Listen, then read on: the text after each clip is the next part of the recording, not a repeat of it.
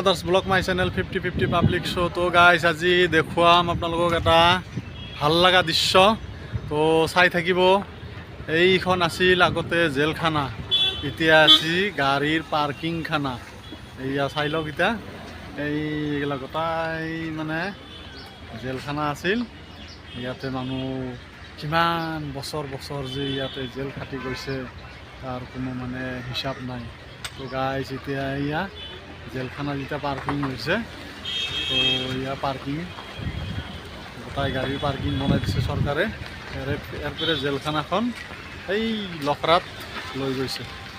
তো এতিয়া হৈছে পাৰ্কিংখানা, জেলখানাৰ পৰা এতিয়া পাৰ্কিংখানা বনাই দিছে।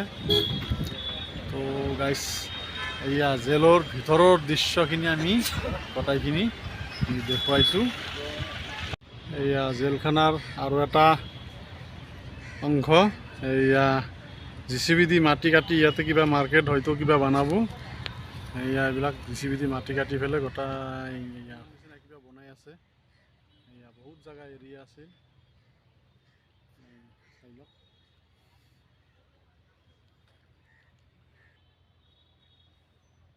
এইয়া জেলখানা।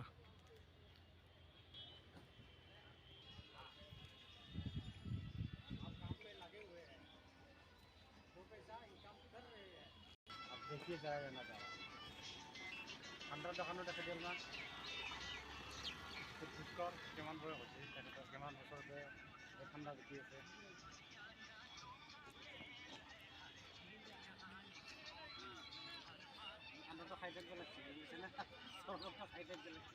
चाचा ये ठंडा का दुकान आप शरबत का दुकान कितना दिन से कर रहा है? 8 महीना। आपका उम्र कितना हुआ? 63। और पहले क्या काम करता था? पहले तो पता नहीं क्या क्या करते थे। अच्छा अच्छा वही है ना, ठीक है। कल क्या किया भूल गया। तो हमारा वीडियो में थोड़ा लाइक कर दीजिए।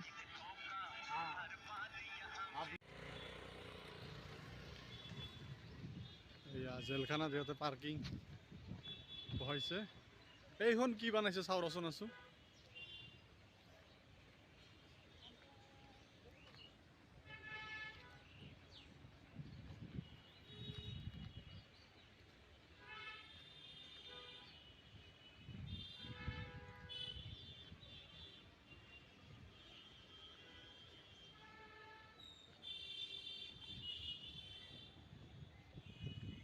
এইখান মানে চলাৰ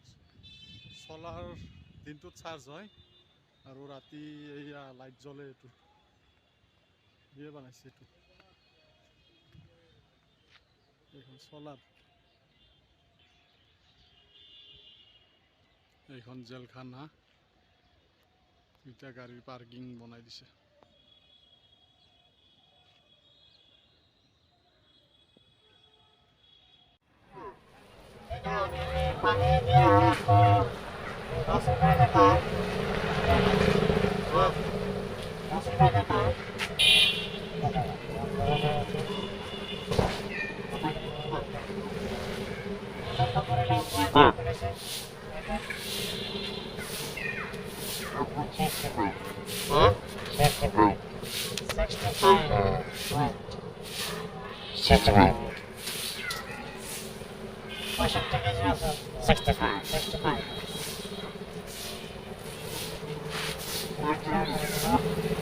লাইক কৰবো, শেয়াৰ কৰবো।